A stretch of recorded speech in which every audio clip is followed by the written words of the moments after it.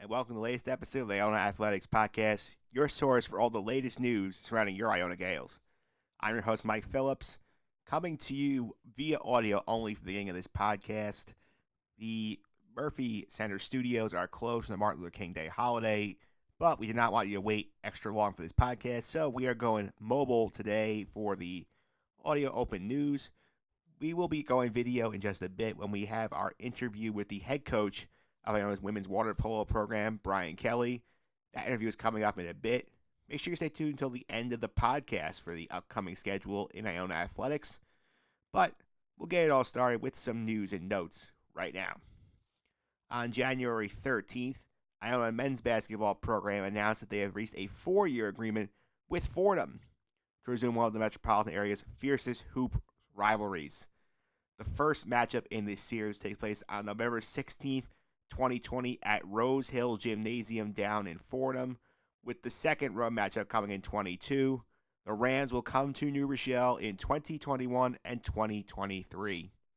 Also of note this week, Iona announced a partnership with Caesars Atlantic City Hotel and Casino as a preferred hotel venue for the 2020 MAC men's and women's basketball tournaments.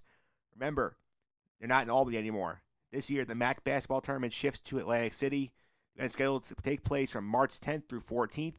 For more information and to book your rooms if you're going to the tournament, feel free to visit our website, www.icgaels.com. Now let's go ahead to the recap portion of the week. We'll go to Wednesday, January 15th. The swimming program swept a dual meet against Pace.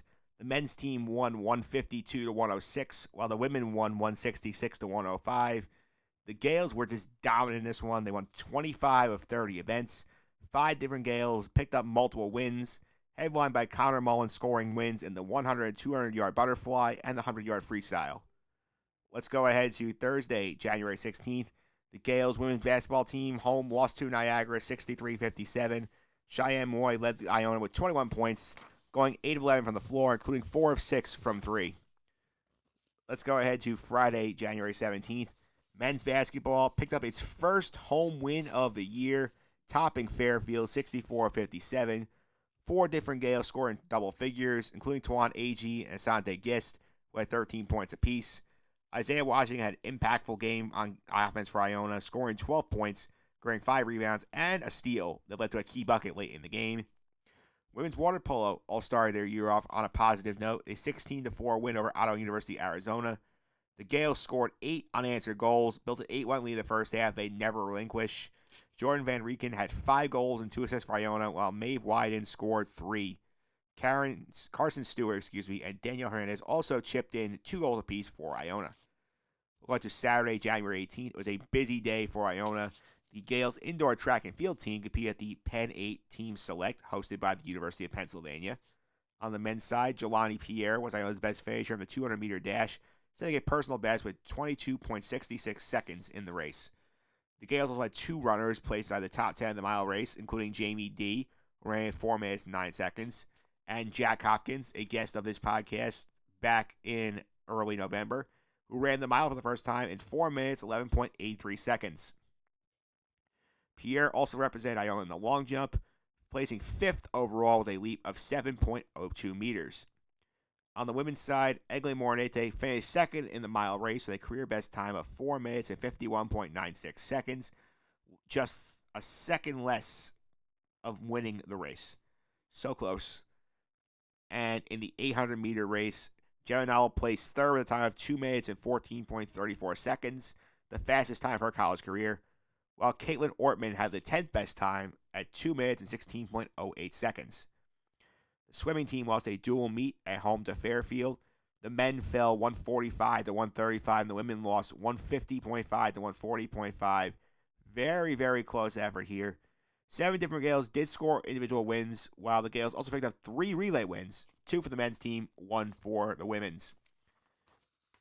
We also had women's basketball at home again. They lost to Fairfield 52-40. Cheyenne Moy led Iona with 11 points and 7 rebounds, while Tori Lesko contributed 8 points, 7 rebounds, and 4 assists. Women's water polo dropped the pair out west to wrap up Saturday, falling 12-4 number 11 UC Santa Barbara and 16-4 to number 2 UCLA.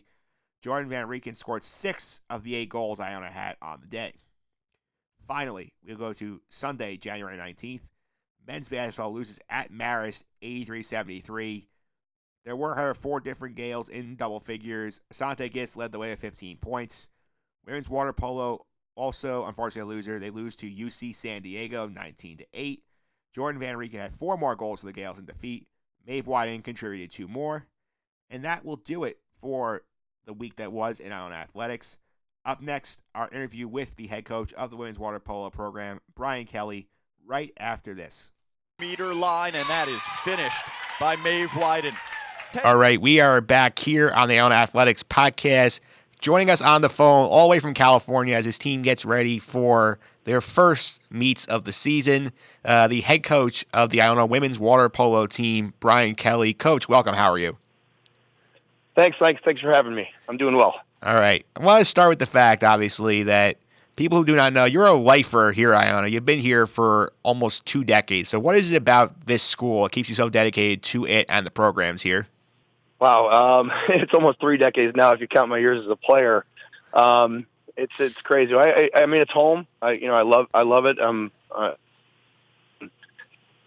the program and means a lot to me. So that right there. I mean, winning with this program and being a part of it is it's just my life. Yeah, it has been a life, and you've been here a while, so you've seen a lot of things. So what's the biggest difference or change you've seen happen to the school over your decades here in New Rochelle?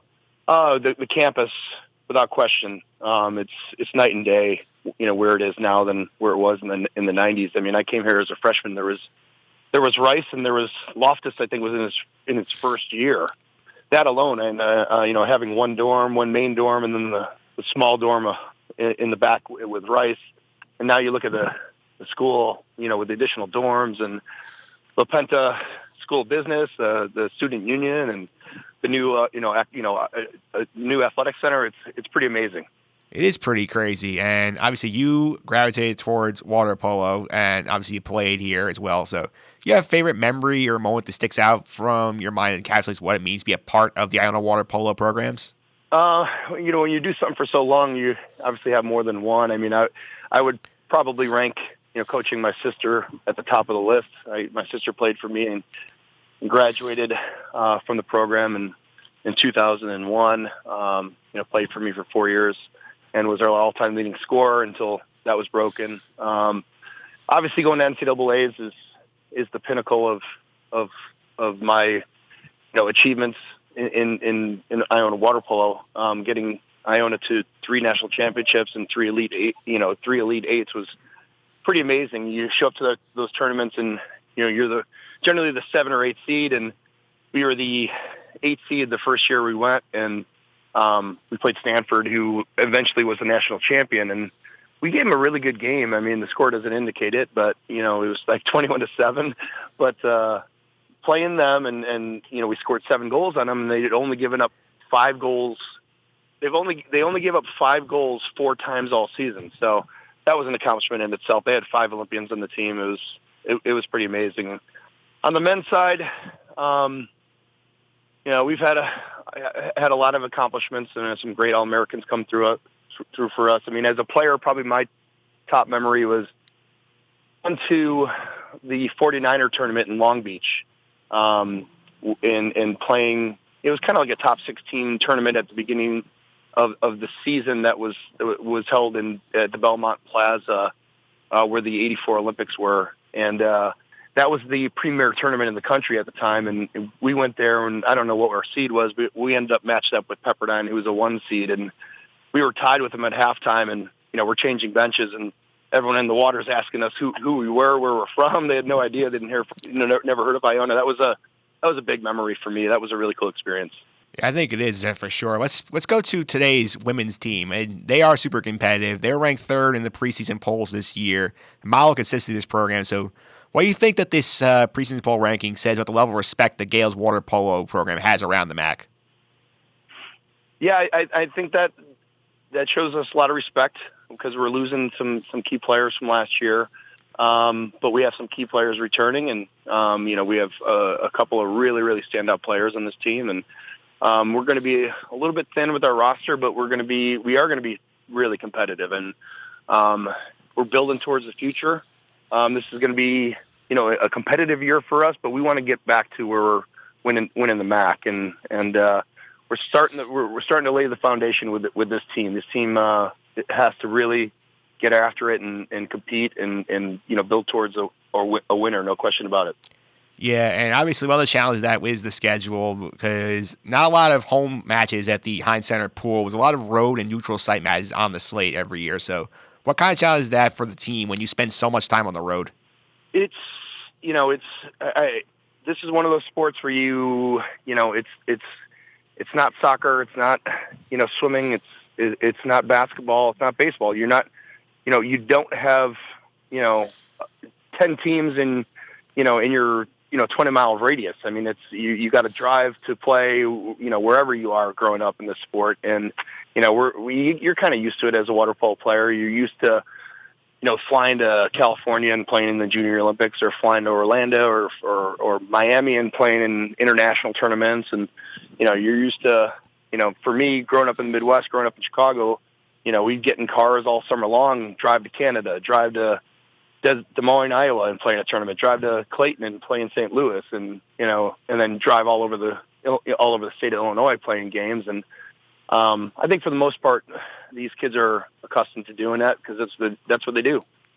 Yeah, that is what they do, and you have a lot of good tests for your team. You guys play a lot of nationally ranked opponents in the non-conference schedule. So, what are these big kind of tests provide for the players, for the team, and the program as a whole? Yeah, this is going to be a tough weekend for us, no question about it. I mean, we're playing UCLA, who's obviously has national championship aspirations. We play a Santa Barbara team that was really, really good last year and beat a bunch of really highly ranked teams. And San Diego is always a really competitive program. And then there's a new program from Ottawa that it's their first year, so we're going to learn a little bit about them, but. When you're playing these top ranked teams, it's that are filled with like national team players and players that are trying to make the national team. That's just it. If you can make a play against them, you can make a play against anybody. If you're a goalie and you can block their shot, you're going to be able to block anybody in the MAC shot, and that's kind of what you take out of that. Is okay, if I can defend this player, I'm going to be able to defend anybody. If I could steal the ball from this player, I'm going to be able to do that against anybody in the country. And it's a good litmus test. You got to look at it when you're playing these teams. Obviously, every play is a competition within the competition. Yeah, that makes some sense. I see the value in that. This is my last one for you. You mentioned obviously that the goal obviously is to get back to the top of the MAC, and you feel like you have a good team this year. So, what do you think are the strengths of the group this season? Strength of the group should be our shooting. We have some really good shooters on this team. We have a really good goalie, and we have as good a goalie as anybody in our conference. And if we can shot block and we can hit our shots and we can, get the ball funneled towards our goalie, which is going to be our strength, we're going to win a lot of games. I mean, it's going to be all about defense and relying on Jordan Hale in the goal. All right, there you have it. The head coach of the Iona Women's Water Polo Program, Brian Kelly. Coach, thanks for all the time. Best of luck this season. Thanks so much. I appreciate it. All right, and there you have it. That is our interview with the head coach of the Iona Women's Water Polo team, Brian Kelly. For our full interview with Coach Kelly, check out our YouTube page, youtube.com/ICGales. Sunday, Monday, happy days. Tuesday, Wednesday, happy days. Thursday, Friday, happy days. The weekend comes, my cycle hums, ready to race to you. All right, we are back. It is time for a look ahead to the upcoming week in Iona Athletics. We start early. We start on Monday, January 20th. It is Martin Luther King Day, and we have a women's basketball game at 1 o'clock against St. Peter's at the Heinz Athletic Center. This is to wrap up the 4 basketball games in 5 days at the Heinz Center. So if you're around and you're off on Martin Luther King Day and you want to see some basketball, come on down to the Heinz Center and see the women's basketball team taking on St. Peter's. We skip ahead to Wednesday, January 22nd. The swimming program is on the road. They're at Fordham. Swimming team at Fordham on January 22nd. We'll go ahead to Friday, January 24th. The track and field program, we have the Dr. Sander meet in New York City, day 1 of that event. Men's basketball also home on Friday. They'll be taking on the Canisius Golden Griffs at 7 at the Heinz Athletic Center. We'll go ahead to Saturday, January 25th. Track and field at the Dr. Sander meet in New York, day number 2. Women's basketball heads down the road to Riverdale, take on the Manhattan Jaspers in what is, in our humble opinion, the fiercest rivalry in the MAC, the Iona-Manhattan rivalry. Well, finally, we're going to Sunday, January 26th. Men's basketball home again. They're taking on Monmouth at 1 at the Heinz Athletic Center. They look to have a bounce-back performance after the Hawks got them in West Long Branch earlier this month. And the swimming team makes the trip over to Manhattan on Sunday as well. And that will do it for the upcoming week in Iona Athletics. For full game times, information, news, anything you could possibly want to know about Iona Athletics, be sure to visit our website, www.icgaels.com. You can also follow us on social media. Just search for our social media handle at @ICGales across all major platforms. Stay tuned next week for another brand new episode of the Iona Athletics podcast. Until then, keep fighting the good fight, Gael Nation.